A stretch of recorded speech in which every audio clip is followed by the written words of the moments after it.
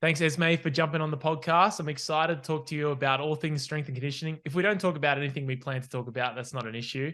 I'm excited to get into your mindset about training and how you approach the, I'll say, athletic development process by making things a lot simpler for your clients that you work with. And even for people who come to your page, something that I'm real big on is when I come to someone's page, I really want to understand their message. And your message seems to be about simplifying training. Can you delve into how you approach the training process, how you simplify training, and whether or not like your background has played a big role in that? Because you mentioned previously to me that you don't have an extensive background in terms of like study in exercise science, where a lot of these people, it's a lot harder to break out of the mold. Would you agree, when you've been indoctrinated with these ideas from university and then understanding that not all these concepts are maybe as applicable to the population you're working with? Yeah. Hey, I'm Esmé.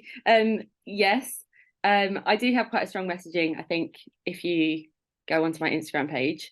And you're right, I am just trying to keep things really simple. I think I said to you earlier that most of my following on Instagram, which is not very big, but when I started my Instagram and started talking about fitness, I was just talking to people in my hometown. So I didn't want to fill it with loads of jargon or loads of stuff that I was reading, because ultimately I knew they just weren't interested. And I was more talking to, I guess, general population, the people that have potentially always hated exercise, have never set foot in a gym, or have never lifted weights. And I was trying to make it more accessible for those people. I feel like that is really my calling, and that is what I want my message to be, that exercise isn't elitist. I think some of the S&C world on Instagram are making it too inaccessible to general population, who are most of the population, right? So I feel like a lot of them are just talking to each other and they're not talking to the people that need to hear it. I don't think it's that fun just bouncing ideas. Well, it is fun maybe within our own circles, bouncing ideas between professionals, but I'm not sure it's all that helpful. So yeah, I'm always trying to just make it seem, I guess I'm trying to make it seem more simple, more fun, and less serious. That's a lot of my messaging is, can we just make it a little bit less serious? Fun and less serious is a big one. And I think that a lot of people struggle with that. And even when you see like some of the reels, it's like Matt McKinney's Watson I feel like every episode we have to reference him, but he put up, Well, he making put big up, news at the moment. he's awesome. But he put up something recently where he was just saying how a lot of people, it's like what you said, they're trying to talk to other coaches, or they're trying to be, maybe say 10 years ago, it was like, hi, this is me. I can coach you to be stronger and faster at X, Y, and Z. I've accomplished this at a national level. That's it. This is me. Nowadays, Yeah. it's like, I have 10 followers. I have neon sign behind me. I have the I got the mic, and then you've got like the reels, the captions, and then you've got someone editing your videos. It's Yeah. it's quite interesting in terms of how serious it's made to be. And I feel like obviously the potential for growth with this industry, as far as being able to access and reach more people with social media, has probably changed a lot of that. But if you look at the people who are doing really well, like you said, their messaging is very simple. If you look at someone like Bobby White, Good Drills, it's just, this is a good drill, do this. And Yeah, it's extremely actionable for the audience that's reading and looking at that information, where, yeah, I think people are missing the boat, like what you said. I think that's so important. well, I think that there is a call for those educators, those people that are then educating the PTs and the coaches. So there is a call for like this like tiered system, if that makes sense. So for example, Chris Speed, who you just had on a couple of podcasts ago, I think, is my coach, and he runs Ronin. I'm sure you know of Ronin. And Ronin is full of coaches. A lot of the clientele there are coaches themselves. And so there's a call for people like him to be educating almost like the next tier down, which is kind of where I see myself, like that tier underneath. And people like Kian, people like Angus, people like Chris are doing a great job of educating us, but then we can't all be up there. We then need to be educating the people below us. I think there is a call for that tier system, and it doesn't mean that one tier is better than another. It's just we're just talking to different people. It's like with, I think particularly with, you've probably seen it within weightlifting in particular at the moment, it's like there's almost more coaches than there is people doing weightlifting. So like that's a bit of there's definitely it seems like that, but not that's not necessarily like, I don't see that as a bad thing, but it does seem like we don't really know how to grow it here. Let's just say that I think there's with weightlifting in particular, and this is maybe an issue that strength and conditioning doesn't really have too much in other sports, whether it's them getting involved and wanting to do more stuff inside the gym or wanting to do other movements in other sports.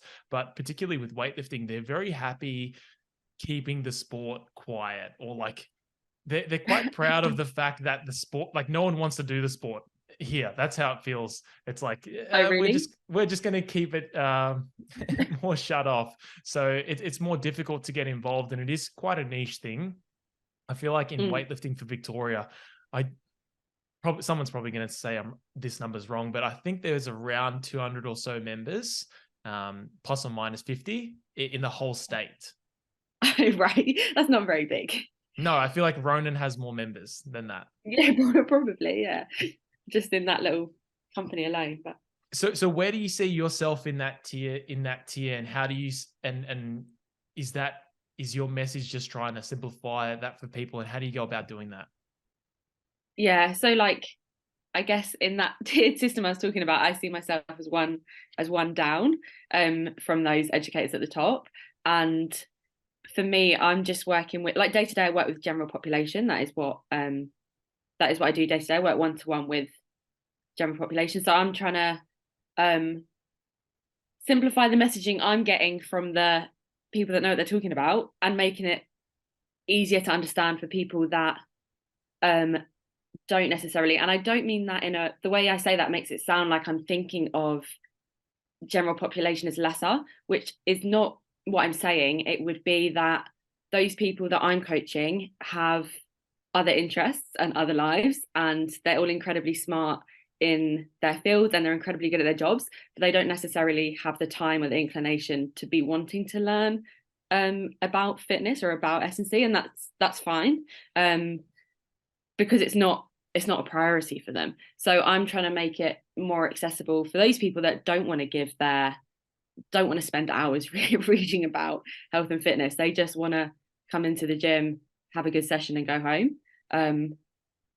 So that's what I'm trying to do. I'm trying to make what I'm trying to say more accessible for those people that don't want to learn it all. And like that is cool. It's not that they're not intelligent enough to learn it, it's that they've got other priorities. So I agree. I couldn't agree more. And your last post last night was awesome in terms of, just figure it out. Figure it out is high IQ coaching. And I think that's so important, because I think a lot of people really miss out on, I don't know, they might see things as just so impossible to learn, or they might be quite intimidated with the amount of cues or the amount of information that's being presented to them. I feel like being able to distill that message, communication is so important. I feel like, that hits it on its head.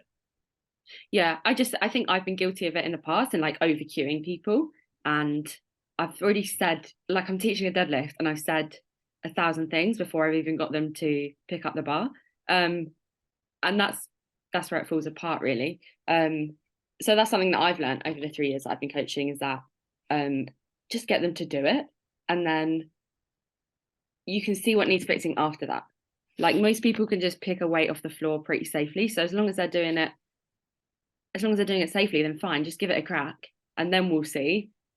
Then we'll talk about what needs changing, because there's no point me saying A, B, C, and D if they're already doing B and C. Then I can just say A and D, which is way more useful. But yeah, that's definitely something that I've learned. in the past year or so. Generally, the less you say, the better, and the more you watch. And then potentially, if something does need I don't really like the word fixing, but if something does need fixing, it doesn't even necessarily need to be in how you say it. It could just be in another exercise you give them, so they might not even know that's what you're trying to do. I think that's a more efficient way of coaching. Spend more time watching and less time talking, or more time just talking absolute rubbish, but less time talking about what you're necessarily trying to do. Yeah, exactly. Right. A very prescriptive approach, something that, that's something that people need to steer away from, I believe. And it's not even that, the prescriptive approach and something where you're using those analogies and you're kind of using the constraints to drive a lot of the changes you want or to help develop the technique is one's not. This is something that Rob Gray talks about, and he's definitely influenced a lot of my ideas around this, but it's not as if one option is more superior or faster than the other. It's one is far easier to administer to people. Like, it's so much easier if I just say, hey, it's your third week, my pool's a bit fucked up. Cool, let me pull out these blocks and you're going to lift it off the blocks. I'm going to come back in 2 minutes and it's probably going to fix everything. So something he talks about is creating conditions, and conditions, not positions. That's like his little slogan, one of his concepts. Yeah. And a lot of people down here are kind of, I don't want to say like, they're quite used to that prescriptive approach where I'm from. And in Australia, I feel like there's PTs, people transition from PTs to being a coach, or from exercise science to working with athletes. And athletes are so smart at figuring things out already. You show them something and they can probably work it out already. So a lot of these things, these ideas tend to fall apart. And I think a lot of it's based on like people believing that people are dumb or you have superiority over them. So it's more like these cues serve you more than they serve the actual client. Yeah. I hate that superiority complex within the fitness world. It's like, you're not a better person because you can lift more or because you lift better. So just having a little bit more patience with people. And understanding, I guess the same thing doesn't work for everyone. No matter how good your programming is, it's not going to necessarily work for Jane down the street. So just being wary of that, I think. When did the penny drop for you, or when did the change happen where you said you had been guilty of that in the past? What kind of changed your mind on how you approach that development aspect of like, cool, I think I can just let you learn it and let you work it out? I'd say it wasn't like a singular penny drop moment. I've been really fortunate in like the last year to have had a lot of access to a lot of really great coaches. And some of that is through social media and some of that is through in person. And just watching how they coach, and then I guess to some extent copying that, right? What was I going to say? I went through like a bit of a, what's the word, like crisis when I first started listening to Angus Bradley talk. Like, this was like, I started listening to him talk. I've met him a few times now, but quite a long time ago. Like I started listening to like High Performance a year and a half ago or something. Early adopter, almost. Huh? You're an early adopter. No, I think they've been doing it for a while. Well, I started listening to that, and it was like a bit mind-blowing, because it was like everything works and also none of it matters. And it sent you like a little bit like, it sent me like a little bit like nihilistic. I was like, well, if everything works, nothing matters, all movement is the same, how could you ever coach? Like, you're like, what's my role? Like, it's all fine. Like, you could lift like A or you can lift like B and it's fine. So it was like, so how could I ever, it sent me like a little bit like, well, what am I doing? Because what is my role as a coach if it's all fine? And I think everyone needs to hit that sort of, I think all coaches need to come to that conclusion first before then being like, oh, right, so I can actually have some sort of principles and some sort of some sort of way to coach people. But I think having that like mini like mini like nihilistic viewpoint really helped me then just strip everything right back. And then realizing, wait, you can coach a deadlift. We're just trying to make it more efficient. It's not necessarily there's a right or a wrong, but there are principles you can stick to and coach it. So I think that for me was like a big hitting that place, and then having to like strip everything back and start again was really helpful. I think it's I'm laughing because I feel like I go through that quite regularly, that Just every slump. few months. Yeah, I just want to burn everything down and start from scratch. Yeah. But 100% having those principles definitely helps you kind of helps steer you to clear outcomes with your clients and reminds you what you need to focus on. What are some of those principles that you've been working on or that you've been building out?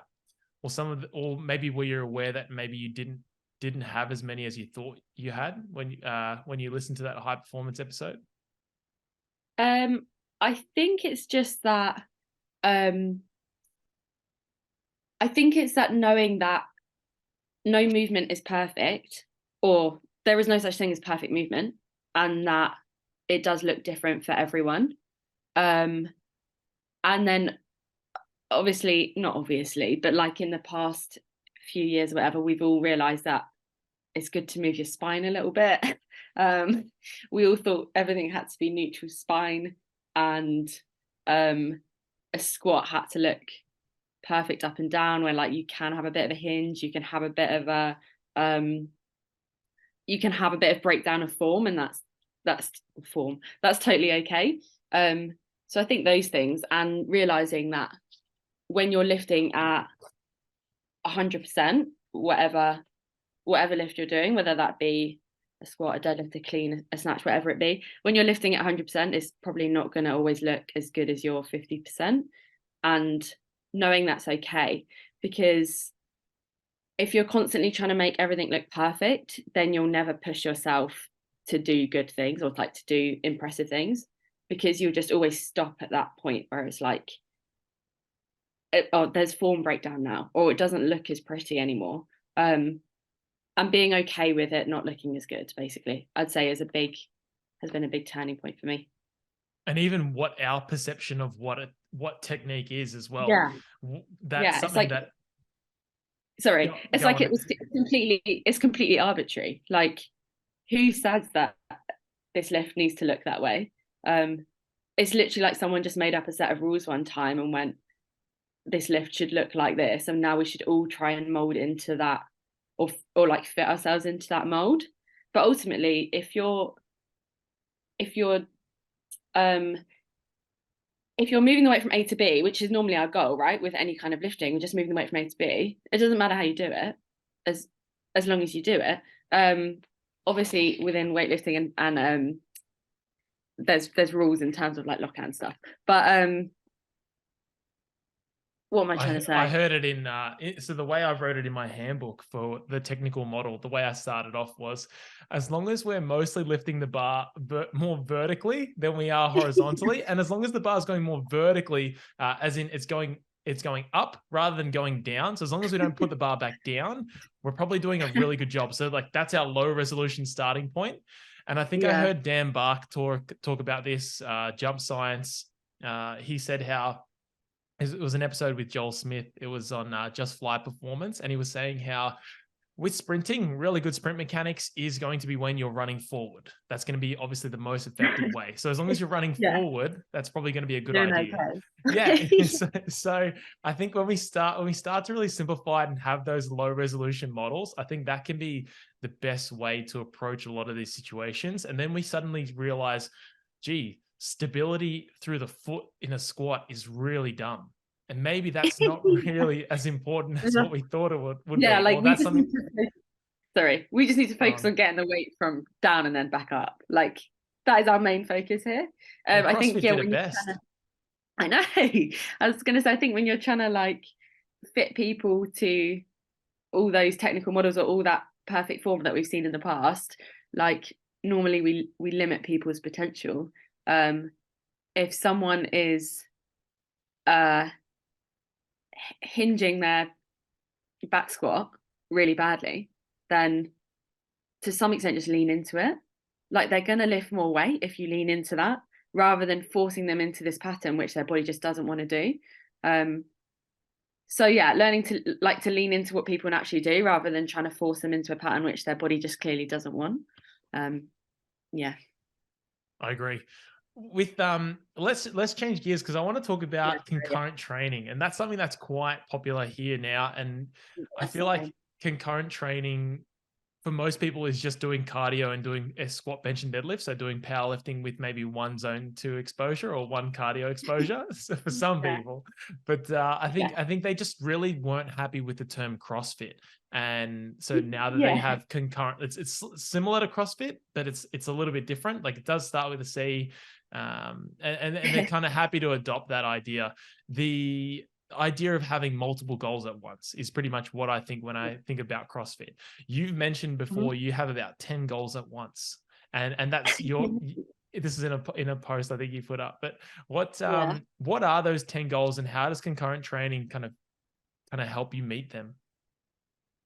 Well, I guess I'll circle back a little bit. You're right. I think CrossFit and concurrent training are really similar. It's just funny that people didn't want to use the term CrossFit. And although I would say the main difference that I've seen between the people that use the term concurrent training, which is, to be fair, often one that I've used, although now I do quite a lot of CrossFit as well. I'd say the main difference between the two is that people that talk about concurrent training are generally not mixing their modalities as much. So they will be doing their endurance work and their sprint work and their jump work and their gymnastics and their strength, but they're not necessarily putting them together in those like traditional WODs or metcons that we see. Whereas CrossFit will be doing do a heavy snatch and then run 500 meters and then do some heavy squats and then add it in with some gymnastics. So they're doing more mixed modal work than the people that seem to talk about concurrent training a little bit more. Although I'd argue it is pretty, it's language, isn't it? Like, it's the same thing. But They're not really blending the two together in the same session, maybe because they just haven't been exposed to that. No, yeah. Not And saying actually that that's one's less effective than the other. If you look at the old CrossFit workout of the days, they were very much like set 6 sets of 7 Zercher squats. That's the workout for the day. And then tomorrow is 400 meters of walking lunges. yeah. Well, I guess like I've kind of gone off track a little bit here, but I guess I think CrossFit, when they're doing that, when they're mixing everything together, are doing a really good job of appealing to people that maybe are only training 2 or 3 times a week. Or I know there's obviously CrossFitters that train 6, 7, 8 times, whatever, but you're getting a bit of everything in each session. Whereas the people that adopt more of a concurrent training approach and are doing it potentially more solo are dedicating a lot more time to their training. As in, if I want to do everything and I want to separate it like that, I'm just going to literally need more hours in my day or more hours in my week dedicated to it. Whereas mixing it together like that, CrossFit do a really good job of, is that you can come 3 times a week and feel like you've kind of hit everything. Does that make sense? It totally does. It seems to be like, yeah, they'll have their they'll maybe have a slimmer version where they maybe wouldn't do as many squat, hinge, press, whatever variations they want to hit. Squat on one legs, hinge on one.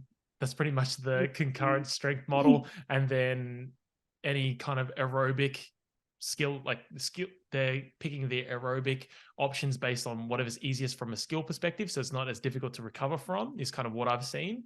But that's not really too far from what we've seen with very intense or higher level. I don't want to say higher level, but some kind of like comp train CrossFit programming where they will need additional exposures of those kinds of running, sprints. Yes. Yeah. And that's going to have to be done in a separate session, just Separate purely due to session. time constraints, like you mentioned. Yeah. I think time constraints with concurrent training is probably the biggest drawback of it. how can someone get started with concurrent Okay. training? And I wanted to ask you about your goals. How do you manage Yes, 10 fine. goals My at God. once? Because I feel like for a lot of people with concurrent training, Yeah. they can't always, not everyone can have 10 goals at once because they're so Yes. shit. So or maybe they can have 10 goals at once because they are not very good. And chances are if we just did a bunch of general stuff, it'd probably tick off Yeah. all those goals anyway. Okay. Yeah. There we go. So I come from more of an endurance background. That's how I started training, really. And that's really my cup of tea. Like, I find endurance quite easy. I trained for a marathon in 8 weeks and did a pretty good job of it. I've done some really long cycles, some long swims. That's where I've come from. So when I adopted more of a concurrent training approach, or when, particularly in this last year, when I picked up 2 coaches, both a gymnastics and a strength and Ollie coach, for me, it was about working on my strength. That was my weaker areas, right? So it depends. You're saying, like, how can you adopt a more concurrent training approach? It's going to depend on your starting point. So if your starting point is and the limitations are going to be different from everyone. So my starting point was that I was quite fit, but I was struggling with my strength and my skill work. So I think that's been helpful for me in that I can do a lot without getting too fatigued, right? So I can do quite a lot of strength training and put endurance on top of that. And my recovery is so good because of my background of endurance that that's been really helpful for me. And I actually think that's quite a good way to go. It does mean that I struggle with my strength, and I think some of that has probably been learning to not do too much, as in, like, when you're quite fit and then Chris says do 2 reps and then take 4 minutes rest, I'm like, what? Like, I want to go again in 30 seconds. So some of it's been learning that, and just been working on, like, the complete other end of the spectrum. So if I'm already good at the endurance and the high volume stuff, we've been working on, like, maximal power and maximal strength. So a lot of my work in the past year has been, like, in really incredibly low rep ranges, like 1, 2, 3. And that stuff in the middle kind of sorts itself out. So working at the 2 extremes has been how I've managed to become more of a generalist. So I already had one, I've worked on the other. The stuff in the middle has kind of sorted itself out. And I think the way I managed to have so many goals and do so many things is because my training week to week is very general. Like, it's really general. I just do some endurance work, some skill work, some jumping, some strength. Like, it's nothing particularly mind-blowing. It's just really super general work, which means that when I do turn my hand to something new, like if I want to go climbing or boxing or whatever, I can normally pick it up quite quickly because I've just built such a good base of such a good general base. So I think yeah, people just need to keep their training a bit more general and not be too bogged down in specifics of it, basically. And then you were saying how I talked about coming from an endurance background. I guess if you're coming from more of a strength background and you're interested in concurrent training, you just need to start really slow on that endurance work. So I think 10 minutes at a time, 10 minutes on the end of your session or the beginning of your session, whatever feels better. I think those people are probably going to have a harder time managing fatigue, because when you first start with cardio, it can feel really exhausting. You can feel really hungry, and you're probably going to feel sore, just because it's a new stimulus. So I think probably coming from a strength background and then into trying to make it more general, it's going to be tricky because of fatigue, but it's doable if you just do it slowly, and just take your time with it. Like, building a fitness base has taken me, or building an endurance base has taken me 10 years now. So starting small, not going out the door too hot, keeping everything pretty slow, is a good way of building that into your strength training. And then if you're coming from nothing, or if you're coming from neither of those places, I think just knowing that everything works, to some degree, if you're putting everything into your program, if you're putting a little bit of everything, obviously you can't do everything because of time constraints, but if you're putting a little bit of strength work, a little bit of endurance work, a little bit of sprint work, a little bit of plyos, it will work. There's almost nothing that doesn't work. So yeah, if you're coming from a like more of a clean slate or more of a general background, then you'll be flying. Just stick to something consistently, and you'll fly for the first year or the first 2 years, and then you can start to look at that point. Then you might need to start to look at maybe potentially your weaknesses, or getting a little bit more specific with it. What I think with a lot of people, and where maybe they've gone wrong and why they've shifted more away from that specialization or doing just one thing and then letting the other qualities just go, like just completely, just not even bothering with them and just focusing all on strength, for example, or all on squat, bench, deadlift, or all on weightlifting, is I think they believe that their weights and their performance are just going to moonshot, and that doesn't Right. really happen. No. It's very the performance is in the 10 years. And so, like you said, like developing that aerobic base, it takes a lot of time. So for a lot of people, understanding what you're saying, how if you just keep it quite general and you keep those exposures there, a little bit of jumping, a little bit of aerobic work and some weights, that's just good programming. And that's probably what you need to progress long term. Where I think a lot of people have gone wrong, and that's why I think it's so popular at the moment, is there's a whole, I don't want to say a generation but there's a whole group of people who, even myself, who just did weightlifting only for an extended period of time, or maybe found CrossFit and then just did weightlifting for like 6-7 years and did nothing else because they thought that their lifts would just skyrocket. And if anything, doing the same kinds of things all the time not only leads to burnout, but it also definitely increases chance of injury and just generally feeling worn out all the time. So you're no longer as effective or as healthy of an athlete. Something that I notice with some of my clients when they come to me from CrossFit and then they start weightlifting, they see quite a bit of a spike in their performance. And then as they start to lose those general qualities, their performance kind of drops off slowly. I don't really see, like, I quite see I see the benefit of the CrossFit base, or the ability to have all those general qualities as a benefit to someone's performance for weightlifting. I don't see it as a detriment. And so when you take those things away, it can be quite it's not as effective long term.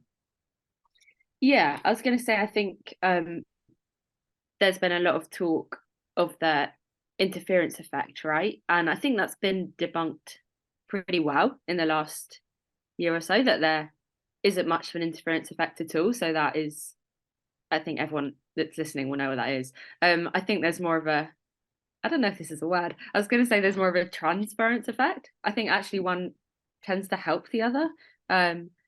Like we talked about with, if you build more of an engine, it's literally going to enable you to get in more work with your weightlifting, with your strength training, because you're recovering better. Like you can literally do more if you've got more of an engine. And then I've certainly found that with my strength work, that's had a big crossover to my some of my endurance work. So for example, like I do some swimming, and since working on my strength, I'm so much faster without having to, I didn't put any work into my swimming at all. Like I put no work into it, get back in the pool, and then I'm way faster than I was before, just because my shoulders are stronger. So I'd say there's more of a transference rather than an interference effect. I just think when people potentially first start more of a concurrent training model, I think fatigue does probably hit in those first few weeks, and then it can be a bit like this isn't going to work for me, like I'm too tired from my run, I can't possibly now go and lift. I think just being a bit patient with that and knowing that it will pay off in the long run. Yeah, that's what I think.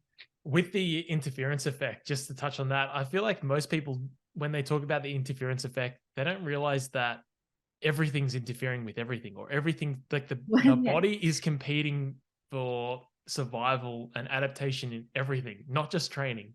So work Yeah. is interfering with training recovery. Yeah. Your boss is he's reducing your recovery more than the cardio session that you just did. So I think that's something. Is that something that you remind your clients of? The one like the PT clients or the ones you coach? Yeah. Yeah. I guess so. Like when they come to me for a session, like um I'm always constantly reminding them that we're doing the best that we can for today.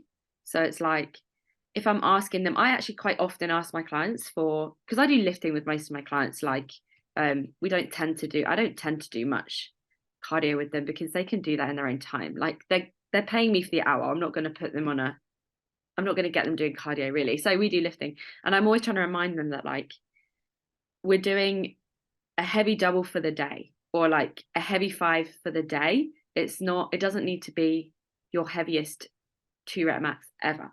Like this is what you can give me right now. And that is fine for the day. I think that's really helpful for them because when you say to someone, can you give me a 3 rep max or a 2 rep max, which is something I do a lot in my programming actually, that puts a lot of pressure. And then if they have had a bad night's sleep or they're stressed at work, suddenly they're beating themselves up about the fact that they hit 70 kilo 2 months ago. Now they can barely move it.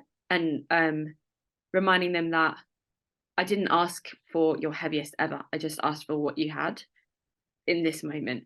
I think that's really helpful.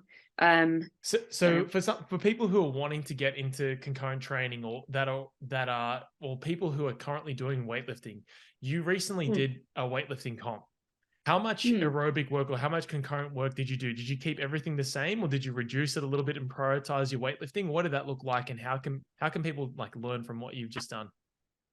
Um, we kept it pretty much exactly the same. Um, so the way my program currently works is uh, I get what Chris programs my strength and my Olympic lifting work, and then my other coach Monica programs gymnastics work, and then I do my own conditioning work. So I kind of have 3 coaches, although I am one of them. We kept it almost exactly the same. So since starting Olympic lifting, I've only ever done Olympic lifting twice a week. So I basically snatched twice a week for a year in some capacity, cleaned once and jerked once. That's pretty much it. And we did that basically right up until comp. Um, I kept my endurance working. The only change I made there was with my own stuff was I took the intensity down a little bit on my endurance work. So I kept it not just endurance, I program myself intervals and stuff like that as well. So I basically took that interval training out and kept my cardio more zone 2, just to get rid of some of that fatigue. So I did that only really changed that like the week or 2 before. How long were the sessions? Those kinds of sessions? What my endurance work? Yeah. I'm not doing any more than an hour at the moment. So no Like more than an hour. So you're still doing an hour. So that's yeah, I might kind of run or yeah. something, but I did take down the intensity. So like I wasn't just to keep fatigue a little bit lower. And then a change I did make with that was I stopped tracking everything. So I'm not really a big data person. I know some people love data, but like for me, I'm not really into it. Like I want to have a good time. Like I want something to feel good. So when I had the weightlifting comp coming up, I felt quite a lot of pressure in. Well, I felt a bit worried about it, right? I felt a little bit of pressure coming up. I knew I had to hit certain numbers, or I didn't have to, but there was numbers I wanted to hit. And it probably took a tiny bit of enjoyment out of it for me, because before I was just lifting for the sake of lifting, and I absolutely loved it, and I still do love it. But like in that period leading up to comp, it was like oh, this session needs to go well because I've now only got 3 sessions left until I compete. It was like 3 weeks before, and I was like, I'm only snatching another 6 times before I compete, so every session has to be good. So then, as a result of that, with my like more cardio based stuff, I started running more because I love running and it is really good at clearing my head. But I also stopped tracking, so I never wore a watch. I couldn't tell you what pace I was running at or how far I was running, or yeah, I couldn't tell you those things because I wanted something to be pressure free. So that's what I did there. So my weightlifting, the pressure was upping a little bit, so I took it off on my cardio. Obviously, to some extent, I've been running such a long time, I do know roughly what pace I'm running at, just because, like, intuitively I know.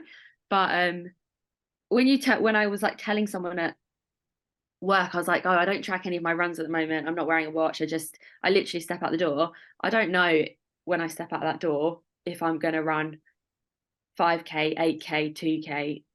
Like, I literally had no idea. I was like, I'm going to step out the door and just do what I fancy. I didn't even know when I got to the end of the street which way I was going. I was like, do I turn left or do I turn right? I don't know. So that's something I changed, which is probably not quite the answer you're expecting, but I completely took the pressure off my cardio, because I knew there would be times in my like I knew there'd be times in my journey, or like my fitness journey, where that would be more important. So for example, when I had like a high rocks coming up, it was more important for me to track my running.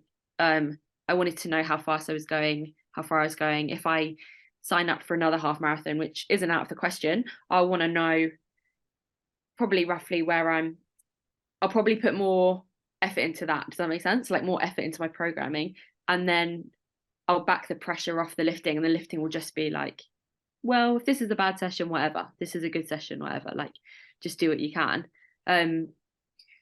So I guess that's how I like change my priorities a little bit.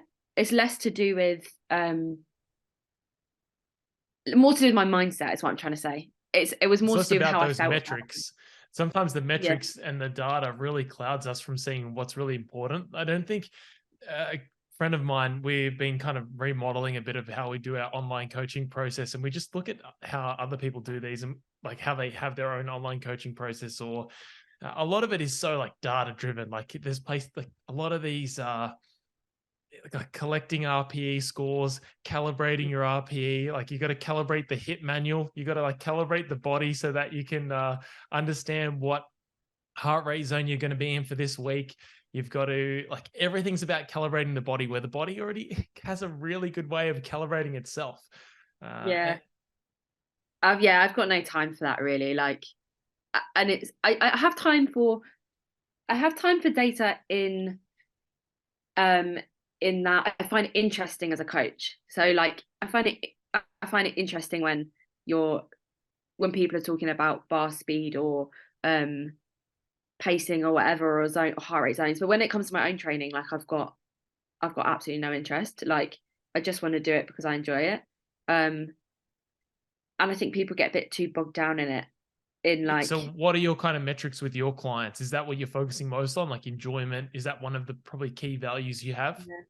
yeah, and it sounds so like, I hate that it sounds so whimsical, like being like, oh, I just want people to enjoy it. But like truly, I truly think that is like my number one priority with my own training and with my clients' training, is like actually just putting enjoyment at the top. Because otherwise what is the point? Unless you're being paid, to do a certain thing, unless you're a paid athlete, or maybe your training is helping your business in some way, then if you're not enjoying it, then like why are you doing it? So yeah, that truly is my number one goal with both my clients and with myself. Like if I'm not enjoying it, then something needs to change. That's not to say that there isn't like a little bit of nuance in that. For example, I'm not going to enjoy every single exercise I ever do. I'm not going to be like laughing my head off in a 500-meter effort on a rower. I'm finding some of my accessory work a little bit tedious. Like, there is some nuance in that. I'm not loving every single thing, but on the whole, I'm enjoying it. And also those moments where it feels horrific, I know that there's some like delayed gratification there. So yeah, that's number one thing for me is enjoyment. I know that people say with their clients, it's like give them a little bit of what they need and a little bit of what they want, which I think to some extent is true, although I'm not sure you could ever argue someone needs something in their program. But yeah, that is my, it sounds a bit whimsical, but that is my number one metric really, is are you having a good time? And if not, something needs to change. I love that, because a lot of like will track, like I'll want them to track their weights and put it in a spreadsheet, and all it's really doing is mainly from an accountability perspective. And then obviously it helps me a little bit with the programming side of things, is are things progressing? As much as I want them to enjoy their training, I still don't want them to be the same place that they're at 3 years from now. But I know if they're enjoying it, there'll be a lot of progress that will probably come with that, because they'll be showing up to the sessions. I actually would say that the fitness industry is probably a little bit too obsessed with progress. Progress is great, and it does for the whole. I'd say people that are progressing are normally enjoying it more, because human nature means if we get better at something, we tend to enjoy it. But I think we're a bit obsessed with progress in that if someone is going into the gym and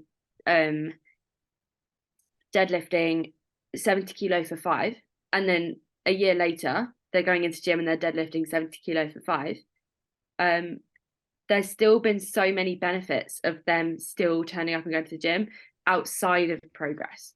So although progress is good, and I do think it increases enjoyment, it's not the be all and end all. Like, there's so many good reasons to exercise outside of that, whether that be for your mental health. They're still getting the benefits of strength training without having to. Does that make sense? Many things we can't quantify. Exactly. There's clients I have that have been with me and I want them to leave, but they haven't, and they won't be listening to this, which is great. But they've been with me for like 8 years and they just haven't progressed. They just, but in terms of like the weight on the bar hasn't progressed. But we're not working with a professional athlete. And even then, is their progress defined by, unless they're doing the NFL combine, which I have no interest in coaching anyone for that, are they going to like, am I going to need to prepare them for that interview where they have to max out? Or are they going to the open where they need to, where it is a bit more serious for them because they want to qualify for the next level? That's very different. But I think, yeah, like you're saying, the whole, if we can steer a little bit away from, you know, what I think about the fitness industry is it's mainly just a lot of people taking lots of drugs, and it's mostly not very healthy, and it's fake progress, because like you said, the person could be deadlifting. We've all seen those kinds of videos where it's like, you know, May I'm doing, last year I did 100, this year I did 200, and you look at how the person moves, how the person looks, it doesn't look like progress at all. It looks like just the weight on the bar increased, but everything else is just like everything else is just terrible. David Gray talks about it, how you get a power lifter and someone who's like moderately athletic and plays a sport go on a walk together, and if there's like even a moderate step, the powerlifter will like hobble over the step, and then the athletic person will just jump, or they'll just jump over it. And there's this disconnect. I love how you said that about progress, and for a lot of people it probably is overrated in that sense, for sure, that context. And then I guess like bringing it back to like the concurrent training model is that I think ultimately,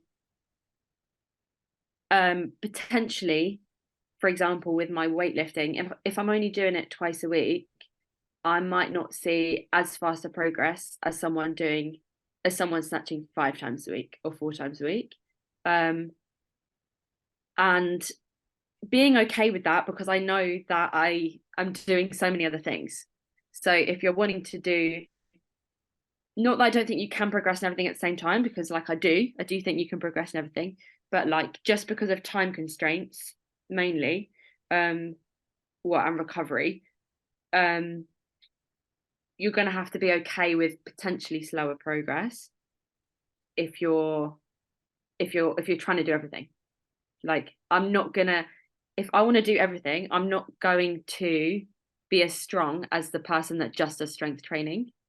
I'm probably not going to be as fast as the person that just does sprinting, and I'm probably not going to have as good endurance as the person that focuses on that.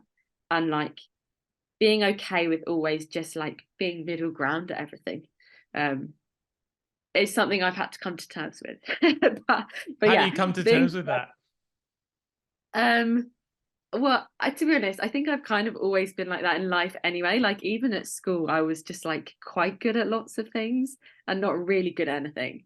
And that used to bother me a lot. Like, I used to hate, and that's come into the fitness world with me. Like, I'm quite good at lots of things, but I'm just not really good.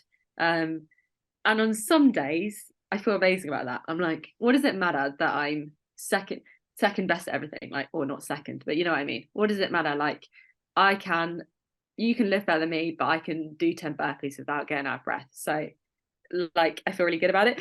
But still on other days, I will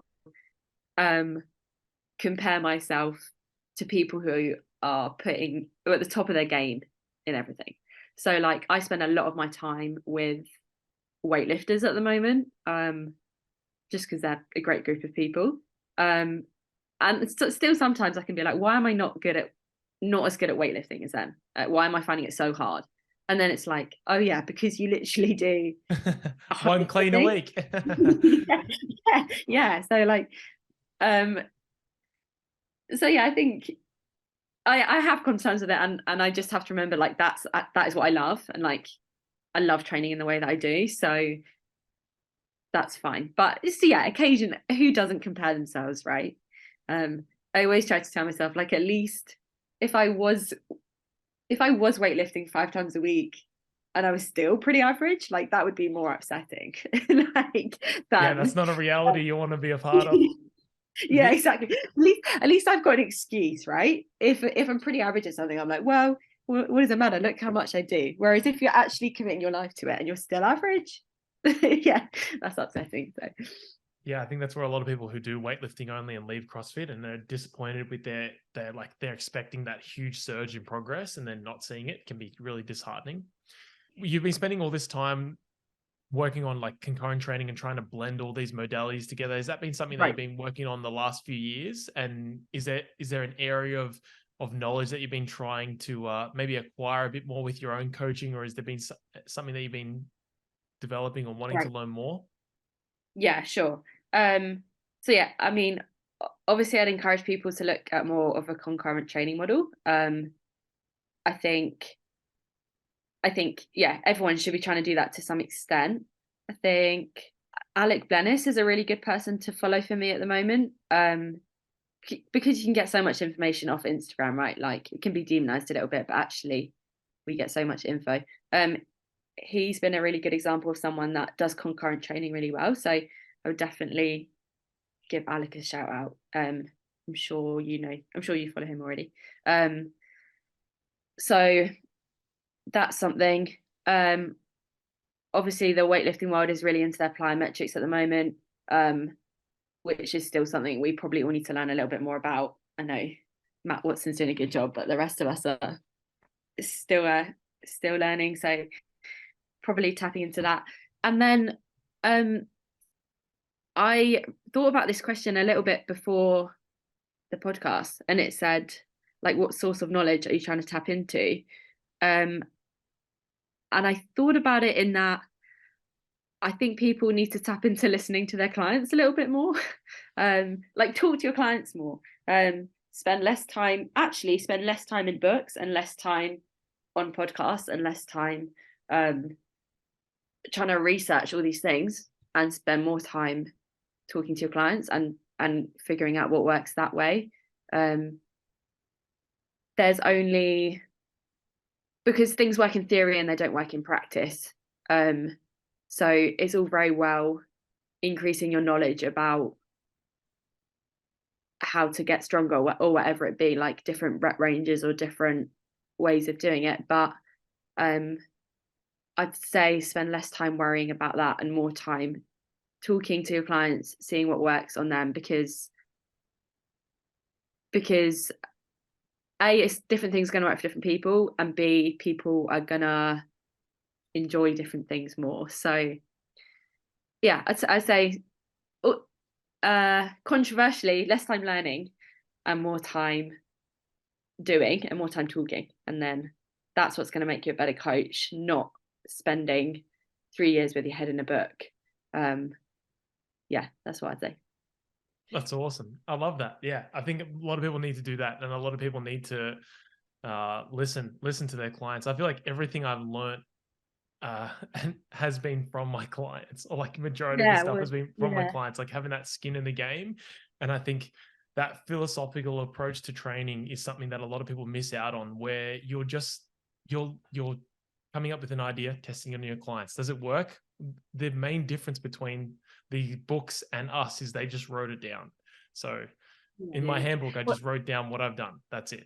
It's not, I didn't yeah, have to consult the library of weightlifting education and then filter that and distill it. These are my observations. This is what's happening in real world. This is what I'm observing to be my reality. I think lots of people, not lots of people, but like lots of, yeah, I guess lots of people I respect in the industry sometimes ask for my opinions on things, and I'm always like, why? Like, why? I don't have, because I don't come from a like sports science background. I feel like, and I've not been doing it that long. My knowledge is not that of the people that are asking me their opinion.